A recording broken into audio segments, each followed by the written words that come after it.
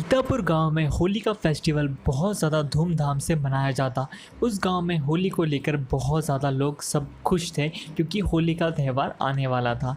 वहाँ पे जो मिठाई वाले थे वो भी बहुत ज़्यादा खुश थे। उस गांव में दो मिठाई वाले थे जिसमें से एक का नाम था राम और दूसरे का नाम था राघव। राघव जो था बहुत ज़्यादा लालची था और वो राम की सफलता से जलता था क्योंकि राम की मिठाइयाँ हर बार बहुत ज़्यादा स्वादिष्ट होती और सभी लोग होली में उसी की मिठाइयाँ खाना पसंद करते। लेकिन राघव को ये बिल्कुल पसंद नहीं था। राघव मन ही मन सोचता, अब तो इस राम को मुझे दिखाना ही होगा। इस बार तो कुछ भी हो जाए, राम की मिठाई नहीं बिकनी चाहिए और मेरी ही मिठाई बिकनी चाहिए। कुछ ना कुछ तो मुझे तरकीब निकालनी ही होगी।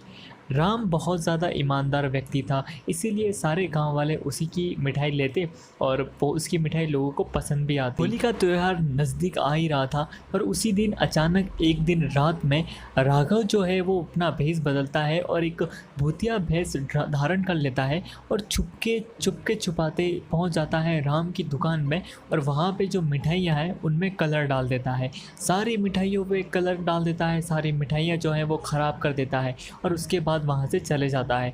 जब राम सुबह उठता है तो उसे देखने को मिलती है कि उसकी सारी मिठाइयों पे कलर डल चुका है और वो अब खाने लायक बिल्कुल भी नहीं है क्योंकि उस पर होली का कलर डाल दिया है उस राघव ने। सभी लोग राम की मिठाइयाँ की हालत देखने के बाद यही कहते हैं कि राम, तुम्हारी मिठाइयों को तो होली के भूत ने ख़राब कर दिया है और पूरी मिठाइयों पे कलर लगा दिया है। लगता है कि होली का भूत तुम्हारी मिठाइयों से बहुत ज़्यादा नाराज़ है, इसीलिए तुम्हारे साथ ऐसा हो रहा है। इस बात से अनजान वो अपना सर पकड़ लेता है और कहता है कि अब मेरा क्या होगा, अब मेरा व्यापार कैसे आगे बढ़ेगा।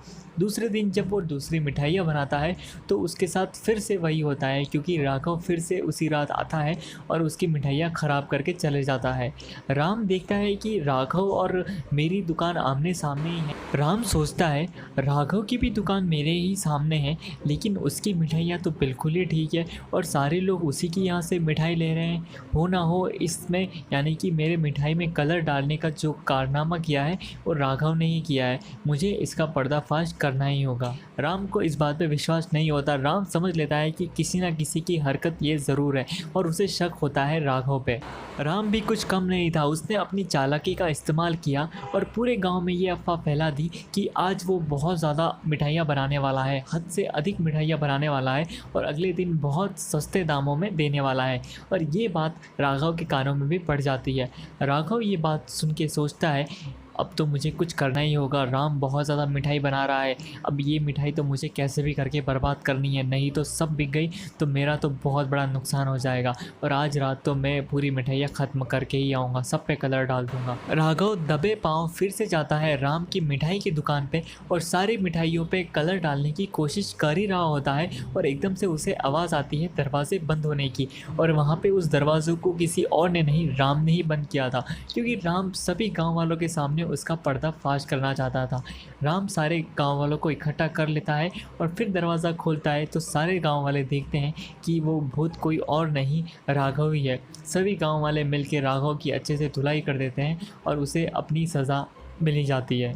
और एक बार फिर राम हर बार की तरह अच्छे से मिठाई बेचता है और सभी लोग होली का आनंद लेते हैं। तो हमें इस कहानी से क्या शिक्षा मिलती है कि हम जैसा दूसरों के साथ करेंगे तो हमें भी वापस वैसा ही मिलेगा। Thank you for watched. तो ये था आज का वीडियो। अगर आपको वीडियो पसंद आ रहा है तो प्लीज़ इस चैनल को सब्सक्राइब कीजिए और इस वीडियो को लाइक कीजिए और कमेंट करना बिल्कुल भी ना भूलें।